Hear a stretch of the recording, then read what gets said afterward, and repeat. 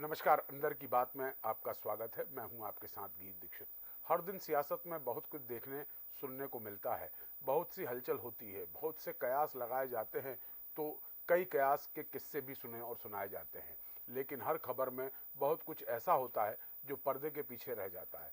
तो इस कार्यक्रम में हम आपको बताएंगे कुछ ऐसी ही अंदर की बातें, जानेंगे हम उन खबरों के मायने और समझने की कोशिश करेंगे सियासत के दांव पेच को। तो चलिए शुरू करते हैं अंदर की बात।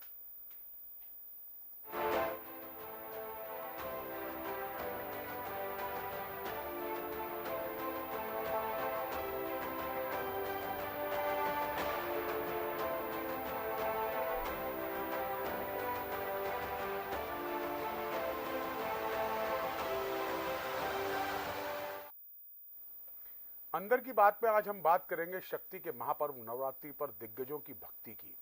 इन 9 दिनों में कई दिग्गज नेता माता रानी की भक्ति में ऐसे लीन रहते हैं और इतनी पूजा पाठ करते हैं जिसकी चर्चा सार्वजनिक होने लगती है। खासकर इस दौरान जो दिग्गज नेता अनुष्ठान, जाप और यज्ञ करते हैं, यह सियासी ताकत बढ़ाने के लिए मौजू माना जाता है। आखिर इस पूजा पाठ का असर कितना उनके सियासी कद में पड़ता है, यह तो देखने वाली बात है। तो आज इसी पे करेंगे चर्चा करने के लिए हमारे साथ वरिष्ठ पत्रकार भानु प्रकाश चौबे जी जुड़ गए हैं। उन्हीं से जानते हैं शक्ति और भक्ति और प्रसाद की इस लीला को। चौबे जी, बहुत स्वागत है आपका। नमस्कार। नवरात्रि का महापर्व, और खासकर अगर बात करेंगे राजनीतिक सियासत की, तो राजनीति की सियासत में कई नेता, चाहे कांग्रेस की बात करूं चाहे भाजपा के नेताओं की बात करूं, ये लोग अपनी अपनी शक्ति को बढ़ाने के लिए शक्ति महापर्व में कई तरह के अनुष्ठान करते हैं। ये कितना कारगर और कितना मुफीद होता है? क्योंकि मेरे पास 2-3 उदाहरण है, फिर उसके बाद मैं आपका उदाहरण के साथ भी आऊंगा। दीक्षित जी, मैं इसको परंपरा तो नहीं कहूंगा, क्योंकि अगर मैं कुछ दशक पहले जाऊं तो इतना भक्ति और शक्ति और राजनीति का मेलजोल नहीं दिखता था, नहीं था। ये आस्था और धर्म की जो निज बात है, निजी बात है, ये धीरे धीरे सार्वजनिक होती गई और धीरे धीरे ये बातें बढ़ती गई कि जो विषय आपने चुना है कि राजनीतिक शक्ति और भक्ति और इसका मेलजोल, अब मैं इसको सांठ-गांठ भी नहीं कहूंगा, लेकिन आप देखिए, आप इस विषय को सीमित कर रहे हैं, इसलिए ठीक है ये बात। लेकिन अगर आप देखें तो धर्म में राजनीतिक जाने का मकसद केवल पहले से दिखाई देता है, वो मत आकर्षण करना, समुदाय को आकर्षित करना, एक जाति को आकर्षित करना। आप देखिए, कई धार्मिक कार्यक्रमों में नेता बहुत शिद्दत से पहुंचते हैं, भले वो दूसरे कार्यक्रम मिस कर जाएं, लेकिन जैसे बोहरा समाज के सैयदना साहब आए तो प्रधानमंत्री मिलने गए, उन्होंने कुछ पढ़ने को कहा तो उन्होंने पढ़ा भी, ये चित्र वीडियो सामने आए। और इस तरह से हिंदू त्योहारों में भी जैसा आपने जिक्र किया, जाते हैं सब लोग, और मुस्लिम त्योहार, बोहरा त्योहार, हिंदू त्योहार, जैन त्योहार, राजनीतिक लोग मंच पे जगह बनाने में हमेशा सफल रहे हैं।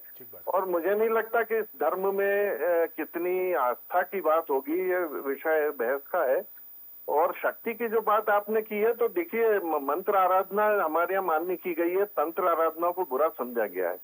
तो मंत्र आराधना अगर कर रहे हैं, कोई भी कर रहा है, वो राजनीतिक है, डॉक्टर है, वकील है, विद्यार्थी है, तो निश्चित रूप से उसका लाभ होता है।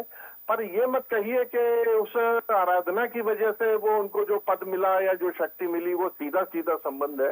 वो एक उसमें प्रारब्ध की भी बात है, केवल आस्था नहीं, कि उसमें उनका प्रारब्ध भी है। जी नहीं, लेकिन चौबे जी, एक बात और है इसमें कि क्या ऐसे ही अवसर, खासकर बात करूंगा नवरात्रि की, खासकर बात करूंगा गुप्त नवरात्रि की, चाहे कामाख्या मंदिर की बात कर लूं, चाहे दतिया जो खुद एक अपने आप में स्वयं सिद्ध शक्तिपीठ है, नलखेड़ा का बगलामुखी मंदिर है, ऐसे कई स्थान हैं जहां पर कई राजनेता अपने अपने मनवांछित फल के लिए अनुष्ठान कराते हैं। खासकर जैसा आपने मंत्र का जप की बात कही है, तो ये मंत्रों के जप इसी दौरान कराने से क्या इनको लाभ मिलता है या इनकी शक्ति का उपार्जन होता है? देखिए, हमारे यहाँ खास करके सनातन धर्म में मंत्रों की जो सत्ता बनाई गई है, उसमें दिन तिथि, हमारे यहाँ तिथि से देखा जाता है, चंद्रमा की तिथि से। तो तिथि और दिन और मास और ऋतु, इनका संबंध जोड़ा गया है। और सिंक्रोनाइज किया गया है, सबको मिला के एक ऐसा अवसर तैयार किया गया है, जब आप मंत्र जाप करेंगे तो आपको लाभ होगा। ये नवरात्रि का उदाहरण आपने दिया। ये 9 दिन इम्पोर्टेंट इसलिए है कि इन दिनों वो विशेष तौर से वो दिन, नक्षत्र, मास और ऋतु और वो सब जुड़े हुए हैं। और देखिए फायदा होता है, मंत्रोच्चार का अपना महत्व है। साइंस ने भी माना है कि मंत्रोच्चार करने से बहुत लाभ होते हैं, और निश्चित जो करते हैं उनकी आस्था भी है और उन्हें लाभ भी होता है। और देखिए ये बात जरूर है कि अति विशिष्टता के कारण ये मंत्र जाप करने का जो विशेष अवसर धर्म स्थानों पे नेताओं को मिल जाता है, वो आम आदमी को नहीं मिल पाता। तो वो भी एक कारण है कि सीधे भगवान से साक्षात्कार करने की कोशिश की जा रही है। देखिए, अब जैसे मेरे पास अभी इस समय जो है 3-4 उदाहरण है, मैं उसको आपसे साझा करना चाहूंगा, फिर उसी से समझूंगा। मध्य प्रदेश के मध्य प्रांत के 2 मंत्री हैं जो मोहन सरकार में मंत्री हैं। एक का भोपाल में अनुष्ठान चल रहा है, यही भोपाल की एक कॉलोनी में मकान में। दूसरा एक नलखेड़ा में अपना हवन पूजन करा रहे हैं। नलखेड़ा की सिद्धपीठ को आप भी जानते हैं, वहां हवन पूजन होता है, उसका एक अपना महत्व होता है। एक होता है 2-2.5 घंटे का पूजन होता है, वहां अपनी आस्था के अनुसार आप अपना पूजन पाठ कराते हैं, किसी तरह की व्याधा को आप दूर करने के लिए वो करते हैं। एक और उदाहरण है मेरे पास चंबल के 2 पूर्व नेताओं का। एक चंबल के नेता कामाख्या में जो है अपना अनुष्ठान करा रहे हैं, और दूसरा जो है दतिया में अपना अनुष्ठान करा रहे हैं। तो ये अनुष्ठान जो होते हैं ये इन्हीं दिनों पे होते हैं, ये तो आपने मेरे को बता दिया, लेकिन क्या इनके होने से क्या राजनीतिक शक्ति या सामर्थ्य या पद की जो गरिमा होती वो उसमें कोई इजाफा होता है? मंत्रों का लक्ष्य है अलग अलग अवसरों के लिए, अलग अलग ग्रहों के लिए, अलग अलग महत्वाकांक्षाओं के लिए मंत्रों का एक सेट, एक कार्यक्रम बनाया गया है ऋषि मुनियों का, जो शक्ति की उपासना है, आकर्षण की उपासना है, धन की उपासना है, शत्रु पे विजय की उपासना है। इनके अपने मंत्र तय हैं और ये विशेष अवसर पर किए जाते हैं जाप, जिनसे इनका ये लक्ष्य पूरा होता है, ये लाभ मिलता है। मैं मानता हूं कि अगर कोई व्यक्ति श्रद्धा से ये कर रहा है और एक लक्ष्य लेकर कर रहा है तो निश्चित रूप से कुछ ना कुछ फायदा तो उसे हो ही रहा है। ये आपने ठीक कहा कि कुछ ना कुछ फायदा तो हो रहा है, लेकिन क्या, जैसा कि हम लोग जानते हैं और समझते हैं चौबे जी, कि इसमें कई बार क्या होता है, जो मुखिया होता है उसके मन में भी परिवर्तन आ सकता है इन अनुष्ठान और पूजा से, खासकर उस जो व्यक्ति करा रहा है उसको लेकर। ये तो साहब जो व्यक्ति मंत्र पाठ कर रहा है या करा रहा है, जाप कर रहा है, उसकी जो आस्था का की जो ऊर्जा है, जो उसकी भगवान में श्रद्धा है, और वो कितना पारदर्शी श्रद्धा है और कितना पायस, कितना पवित्र हृदय लेके वो कर रहा है। मैं समझता हूँ कि कलयुग में, इस जमाने में इतना पावन और इतना मजबूत इच्छा शक्ति का तो कोई भी नहीं है। सभी के भीतर कुछ ना कुछ बुराइयां पैदा हुई हैं। तो ये तो बात गलत है कि पूरी तरह मुखिया पे असर हो जाएगा। लेकिन मैंने सुना है और मैंने पढ़ा भी है, मैंने देखा नहीं है कि तंत्र विद्या में ये गुंजाइश है कि आप किसी लक्ष्य को लेके अगर कुछ उपासना करते हैं तो वो उसका मन बदल देती है, उसको हानि पहुंचा देती है या उसको हटा देती है, या जैसा आप चाहते हैं वैसा करने लगता है। हिप्नोटिज्म जिसका एक नाम अंग्रेजी में आ गया है। तो ये तंत्र विद्या में ये गुंजाइश है, ये मैंने पढ़ा भी है और सुना भी है, लेकिन मैंने देखा कभी नहीं। तंत्र शायद ये अनुमति भी नहीं देता कि देखने वाले आए, वहां सिर्फ करने वाले बैठते हैं, देखने वालों को वो परमिशन भी नहीं देते हैं। ठीक बात है ये, लेकिन एक बात और है चौबे जी, जैसा कि आपने तंत्र शक्ति की बात की, तंत्र शक्ति को मतलब सनातनी पुरातन परंपरा में इसको अवैधानिक और असंवैधानिक माना गया है, लेकिन बावजूद इसके लोग इसका प्रयोग करते हैं। जैसे मैंने आपको 3-4 उदाहरण दिए हैं, इन उदाहरणों में मैंने भी ये जानकारी ली, और इससे भी पहले अगर कालांतर की बात करूंगा तो कई नेता ऐसे रहे हैं जिन्होंने तंत्र साधना के माध्यम से अपनी शक्ति का उपार्जन किया और बड़े शक्तिशाली बने। ऐसे कई उदाहरण हैं आपके हमारे जीवन में, कई लोग हमारे सामने ऐसे आए हैं। देखिए, जिनका मन शुद्ध हो गया, हृदय शुद्ध हो गया, पूजा पाठ करना उनकी दिनचर्या, उनके चरित्र में शामिल है, उनके तो सफल होते हैं। लेकिन जो नाम आप या उदाहरण गिना रहे थे, तो अगर ऐसा होता तो मंत्री पद क्यों जाता? अगर यही उपासना फलभूत होती तो मंत्री बने रहते, चुनाव क्यों हारते, चुनाव जीतते। ये इसके तार्किक उत्तर है जो आपने पूछा इसका। कि अच्छा ही अच्छा होगा और ज्यादा ही ज्यादा होगा, ये जरूरी नहीं है। आदमी बुरा भी होता है, हारता भी है, पराजित होता है। और ये बात जरूर है कि अगर आप जितनी श्रद्धा आपकी है, जितना शुद्ध आचरण है, तो दीक्षित जी, मैं और आप दोनों सहमत होंगे कि इतना शुद्ध आचरण आज देखने को नहीं मिलता। बिल्कुल, क्योंकि सनातनी परंपरा में माना गया है कि साधना करने से पहले साधक को भी सात्विक और सनातनी होना पड़ेगा। हाँ जी, हाँ जी, हाँ जी, तमाम जानकारी के लिए आपका बहुत धन्यवाद चौबे जी। तो चौबे जी से हमने जाना कि आखिर इन 9 दिनों की जो भक्ति की शक्ति होती है, उस शक्ति का जो केंद्र होता है वो कायदे से उपासना का होता है। उपासना के दौरान ये देखा जाता है कि मंत्र शक्ति से आप कितने ताकतवर होते हैं, कितने आप समर्थशाली होते हैं और कितना आपकी पद और ये सब गरिमा आपकी यथावत बनी रहती है। लेकिन एक बात जरूर है कि इन 9 दिनों की शक्ति खासकर अगर देखा जाए तो 2 गुप्त नवरात्र आती है और 2 जागृत नवरात्र। जागृत नवरात्र में 9 दिन मतलब एक होती है शारदीय नवरात्र और एक होती है कार्तिक की नवरात्रि तो होती है। इसके अलावा अप्रैल में जो पड़ती है वो चैत्र मास की है। इस नवरात्रि में ये माना गया है कि ये 9 दिन की उपासना कायदे से सात्विक और सनातनी होती है। लेकिन गुप्त नवरात्रि की जो पूजा पाठ और जो विधि होती है उस पर कई लोगों की मत भिन्न है। लेकिन बावजूद इसके ये माना जाता है कि नेता या कोई भी उद्योगपति या कोई अन्यत्र व्यक्ति अपने आप को मजबूत बनाने के लिए इन साधनाओं का प्रयोग करता है।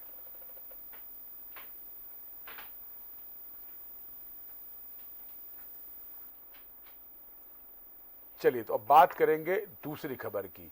कांग्रेस कैंप से आई ये खबर। इसमें सबसे बड़ी बात यह है कि पूर्व मुख्यमंत्री कमलनाथ के खासम खास कहे जाने वाले उनके नंदी अब राजधानी क्या मध्य प्रदेश में नजर नहीं आ रहे हैं और इससे कांग्रेस के कई नेता प्रसन्न नजर आने लगे हैं। पूर्व मुख्यमंत्री कमलनाथ के ये नंदी इतने पावरफुल थे कि उनसे मिले बगैर या उनकी इजाजत के बिना उनके साहब से कोई भी नेता नहीं मिल सकता था।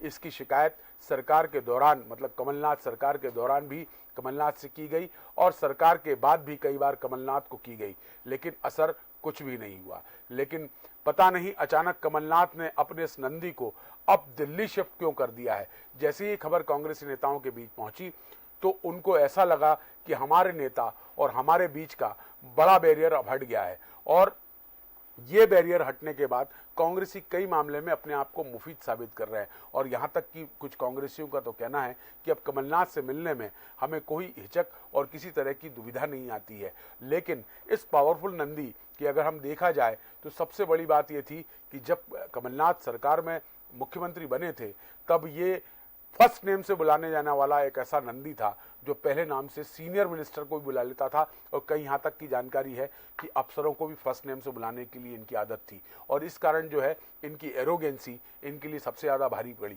आज इसी पर बात करेंगे। हमारे साथ वरिष्ठ पत्रकार गणेश पांडे जी हैं जो कांग्रेस को बहुत करीब से जानते हैं और कांग्रेस के बारे में बहुत गहरी जानकारी रखते हैं। उन्हीं से साझा करेंगे पूरी जानकारी। गणेश जी, आपका बहुत स्वागत है।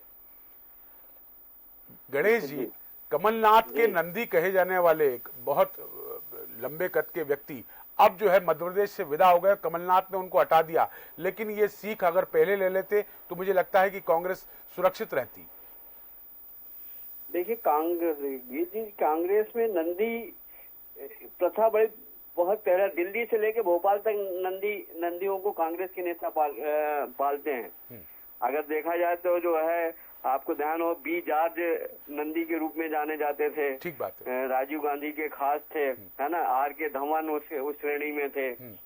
तो ऐसे कई लंबी फहरिस्त है। कमलनाथ ने भी उन्हीं का अनुसरण करते हुए कई नंदी पाले हैं, जिसमें एक आज आप जो हो उनको एहसास हो रहा है कि गलत हमने व्यक्ति का चयन किया है। और दूसरी बात क्या हो, नेताओं की इर्द गिर्द ऐसे लोग मंडराने लगते हैं जिससे आम पब्लिक और आम कार्यकर्ता मिल नहीं पाता है। और यही नाराजगी पार्टी को और नंदी पोषकों को जो है भारी पड़ता है आगे चल के। और इसीलिए यही कारण है कि आप देखिए कि हाशिए पे कमलनाथ आज हाशिए पे चले गए। सुरेश पचौरी की भी यही स्थिति थी, आज कहाँ पे हैं। और दिग्विजय सिंह जरूर जो है नंदी के बगैर भी काम करते थे, लेकिन वो भी जो है वो ऐसे नेताओं से घिरे रहते थे कि कार्यकर्ता उनसे दूर होते गए। तो एक प्रकार से देखा जाए एक नेताओं की एक जो है इसको दुर्गुण कहें या कुछ उनके लिए क्या, लेकिन ये जो परंपरा बड़ी गलत हुई। और कमलनाथ देर आए, जब उनकी राजनीति की आखिरी पारी चल रही तब उन्होंने ये निर्णय लिया है। जी, ये तो आपने गणेश जी बहुत कई सारे उदाहरण देकर एक तरह से पूरा पटाक्षेप करा है कि देखिए कांग्रेस में सबसे ज्यादा परिपाटी रही नंदी को अपने आप में पावरफुल बनाना। सबसे बड़ी बात है, मैं कमलनाथ का जो जिक्र कर रहा था, आपने भी देखा उस व्यक्ति का जिसका हम जिक्र कर रहे हैं वो हरियाणा का रहने वाला व्यक्ति है। आखिरकार उसकी शिकायतें लगातार पहुंचती रही और यहां तक मेरी जानकारी है कि जब नकुलनाथ के पास एक शिकायत पहुंची तो नकुलनाथ ने इस मामले में हस्तक्षेप किया और नकुलनाथ और कमलनाथ की सलाह के बाद उस नंदी को तत्काल प्रभाव से दिल्ली शिफ्ट किया गया। और उसके बाद मेरी जो कई कांग्रेसी नेताओं से बात हुई, अब उनका यह कहना है कि अब हमें कमलनाथ से मिलने में किसी तरह की कोई आपत्ति नहीं होती क्योंकि अब हमें नंदी का सहारा नहीं लगता। बिल्कुल सही है कि जो है कांग्रेस जब कमलनाथ से मुख्यमंत्री से तब जो है आपको 3 बैरियर से गुजरना पड़ता था। एक कांग्रेस का बैरियर था जो भूपेंद्र गुप्ता तय करते थे और आज बीजेपी में चले गए हैं अपने सरदार जी नरेंद्र सलूजा। दूसरा जो है बैरियर उनके गेट पे जिसका आप जिक्र कर रहे हैं कि उनको अभी छुटकारा दिया है। फिर तीसरा जो है मिगलानी जी अथवा प्रवीण कक्कड़, ये 3 बैरियर से गुजरना पड़ता था। अब जब सरकार से बाहर हो गए, मुख्यमंत्री पद से हट गए, तब वो बैरियर तो कम हो गए, लेकिन ये सबसे बड़ा बैरियर जिसका आप जिक्र कर रहे हैं ये था। इसके कारण जो है आम कार्यकर्ता और नेता उनसे नहीं मिल पाते थे और यह सच है कि उसके हटने के बाद से नेताओं का मिलना सुगम हो गया, या यूं कहिए कि कमलनाथ को अपने स्वभाव को चेंज करना पड़ा जब उनका जो है पूरा किला ढह गया। हाँ। और अब जाके उनमें बदलाव की जो है बदलाव किया है उन्होंने। देखिए अब इसमें सबसे बड़ी बात है, चूंकि गणेश जी आप बहुत बेहतर तरीके से जानते हैं कि खास सिपहसालार माने जाने वाले सज्जन वर्मा, बाला बच्चन, हुक्म सिंह कराड़ा, ये वो नेताओं के नाम हैं जो कमलनाथ की बिल्कुल आंखों के नूर बने हुए हैं।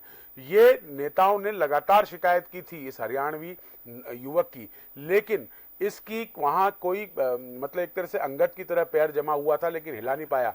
लेकिन सत्ता जाते ही, कांग्रेस का अध्यक्ष पद जाते ही पता नहीं कमलनाथ को कैसे बुद्धि आई, जैसा आप जिक्र कर रहे हैं, और उन्होंने अब जाके हटाया जब वो अब खुद हाशिए पर हैं। बिल्कुल सही कहा आपने। जो है अब वो एक चर्चित कहावत है ना कि अब पछताए क्या है चिड़िया चुग गई। जब उनके जो है राजनीतिक जमीन खिसक गई और वहाँ पे जो है कमलनाथ कहीं किसी उस पे न रहे, तब जाके उन्होंने वो फैसला लिया। और जिस नंदी का आप जिक्र कर रहे हैं, वो नंदी के ऊपर जो महिला नेताओं ने भी आरोप लगाया था बदतमीजी का और तमाम सारी चीजों का। और चुनाव के समय तो सबसे बड़ा अगर जो है कांग्रेस विधायकों की जो शिकायत थी टिकटार्थियों की कि उन्हें पैसे नहीं मिले, तो ये भी एक उसके ऊपर आरोप लगता रहा कि जो पार्टी फंड के जो है उसमें कोष में भी हेराफेरी की गई थी। इसमें एक बात और कंफर्म करना चाहूंगा गणेश जी, चूंकि आप कांग्रेस को बहुत गहराई से जानते हैं। ये चलो चलो वाली जो लाइन आई थी, अगर आपको स्मरण हो, तो ये इसी नंदी की देन थी। वो चलो चलो आगे बढ़ो चलो चलो, बिल्कुल वो नंदी की ही देन थी। चलो चलो आगे बढ़ो, और ये एकदम से बात नहीं करने देता था, पीछे से हाँ धक्का दे के आगे निकाल देता था। जैसे अपन मंदिरों में जाते हैं और पुजारी जो है आगे बढ़ा देते हैं, ठीक इसी तरीके से जो है नंदी भी यही काम करता था। और चलो चलो की राजनीति आपने जिक्र किया है, तो वर्तमान प्रदेश अध्यक्ष भी जो है उसी परिपाटी पे ही चल रहे हैं जी। हाँ, आपने बिल्कुल बहुत मुफीद बात कही है गणेश जी। लेकिन वर्तमान प्रदेश अध्यक्ष को भी अपने आसपास के नंदियों को संभाल के रखना पड़ेगा, नहीं तो कमलनाथ की तरह वो भी हाशिए पर ना जाए। बिल्कुल सही सच ही कहा है कि अब इनमें अगर सुधार नहीं आया तो फिर इसीलिए तो कांग्रेस मध्य प्रदेश कांग्रेस पीछे होती जा रही है, दिनों दिन जो है हाशिए क्या गर्द में जा रही है। और गर्द में जाने का सबसे बड़ी वजह है कि जो ये नंदी पाल आसपास के नंदी मंडलालय या पाल के रखते हैं या उनसे जासूसी कराते हैं, ये एक नई परंपरा हो गई कांग्रेस की। कोई भी नेता हो, चाहे जो प्रदेश अध्यक्ष हो या कोई अन्य नेता, ये 3-4 नेताओं से ऐसे घिर जाते हैं कि वो उनके नाक का नाक होते हैं। वो दिन को रात कहें रात कहते हैं। तो ये जो गाना था ये तो मेरी यहाँ तक जानकारी है गणेश जी कि इस तरह के नंदी जो है बेचारे नेताओं की, छोटे कार्यकर्ताओं की सीआर तक बना देते हैं कि ये खराब है, ये बहुत बेकार है। हाँ, मतलब यहाँ तक कि टिकट की जब चर्चाएं, आजकल तो चर्चा बंद हो जाती है, बस वो जो पर्ची संस्कृति है जो अभी हरियाणा में बड़ी चर्चित है। हाँ। तो वो पर्ची संस्कृति में नाम चले जाते हैं, अरे ये बेकार है, ये फलाने का है और उसके खिलाफ ये है। तो ये भले चाहे वो आदमी फील्ड पे अच्छा काम कर रहे हो, आपको ध्यान और धार लोकसभा चुनाव का इसी पर्ची संस्कृति और नंदियों के कारण जो उस बेचारे को जो है 2-3 दिन जो है बड़ा जो है रक्त उसका ब्लड प्रेशर बढ़ गया था उम्मीदवार का। ठीक बात है। और फिर जीतू पटवारी और उमंग सिंगार के बीच में जो है तनातनी भी हुई थी। आ गई थी। हाँ, और सिर्फ ये नंदियों का कारण था। ना उमंग सिंगार जीतू से उस समय बात कर रहे थे, ना जीतू उमंग सिंगार से। अब अपने अपने स्तर पे काम चल रहा था, जिसके कारण वो बेचारा स्थिति खराब हुई और चुनाव हार गया वो। लेकिन देखिए आप, इसमें एक सबसे बड़ी बात है गणेश जी की कांग्रेस में ये बीमारी बहुत बड़ी है, भाजपा में नेताओं में बीमारी ये नहीं लगी है। भाजपा क्या है, केडर बेस्ड पार्टी है ना। वहाँ पार्टी कार्यकर्ता और नेता संगठन से जुड़ते हैं। नेता तो आते हैं चले जाते हैं, उनका पावर रहता है, 5 साल रहता है, 10 साल रहता है, लेकिन वो जनता से उनको पता है कि जनता से अगर नेता कार्यकर्ताओं जनता से मेल मुलाकात नहीं करेंगे तो हम समाप्त हो जाएंगे। इसलिए वो उनमें ये दुर्गुण आया या बीमारी लगी नहीं है। और कांग्रेस जो है व्यक्ति पूजा में ज्यादा विश्वास करती है। हर आदमी अपने बंगले पर ये सोचता है कि भीड़ लगी रहे और वो उनकी वाहवाही करे, उनकी नेताओं को खामियां ना बताए, बल्कि नेताओं की वाहवाही करे, चाटुकारिता करता रहे। तो वो वही लोग जो है बड़े नेताओं के आसपास सक्रिय रहते हैं और उनके खास बन जाते हैं। इस समय जो है नेता प्रतिपक्ष हो या प्रदेश अध्यक्ष, दोनों के में भी यही बुराइयां चल रही है। और कहीं ऐसा ना हो कि इनकी भी जो है स्थिति कमलनाथ और दिग्विजय सिंह समान ना हो जाए। बिल्कुल, आपने एक बात ठीक कही, क्योंकि अगर जो पद पर बैठा है अगर वो अपने कार्यकर्ताओं से या अपने नेताओं से सीधा संवाद नहीं कर पा रहा है तो उसको कई बार इन कठिनाइयों का सामना करना पड़ता है। जैसा कि आपने जिक्र किया कि कमलनाथ अपने खास माने जाने वाले उस एक तरह से कहना चाहिए कि पीओसओ कहें या बहुत कद्दावर नंदी कहें, जो उसको हटाना पड़ा। लेकिन अगर ये पहले हटा लिया गया होता तो मुझे लगता है कि सरकार भी बची रहती और मुझे लगता है कि नेताओं में इतनी नाराजगी भी नहीं होती और कमलनाथ को लेके इतनी मुखालफत भी नहीं होती। लेकिन आपने एक संकेत और अच्छा दिया गणेश जी कि जीतू पटवारी और खासकर उमंग सिंगार को इस बीमारी से दूर रहना चाहिए, क्योंकि हमने और आपने देखा है कि कमलनाथ के बाद अगर देखा जाए तो जब भी कोई बड़े पद पर आता है, चाहे जीतू पटवारी की बात हो चाहे उमंग सिंगार की, ये नंदियों से बाहर नहीं आते। इनको नंदियों से बाहर आना पड़ेगा, क्योंकि आपने भी देखा है और आप लगातार देख रहे हैं कि ये बीमारी इन दोनों नेताओं को लग चुकी है। बिल्कुल सही कहा आपने गीत भाई। इन नेताओं को अगर संगठन को मजबूत करना है तो इस बीमारी से दोनों को बाहर आना पड़ेगा। गणेश पांडे जी, बहुत धन्यवाद आपका। तो सबसे बड़ी बात यह है कि जो अभी तक कमलनाथ हाशिए पर थे या जिस नंदी के कारण वो हाशिए पर थे, जिसकी लगातार शिकायतें कांग्रेस संगठन के नेता लगातार करते रहे, इसमें यहाँ तक हमारे पास जानकारी है कि दिग्विजय सिंह, अरुण यादव और ऐसे कद्दावर नेता, इसमें सुरेश पचौरी भी शामिल हैं, जिन्होंने उस नंदी की कई बार शिकायतें की कि एरोगेंसी इस पर भारी पड़ेगी।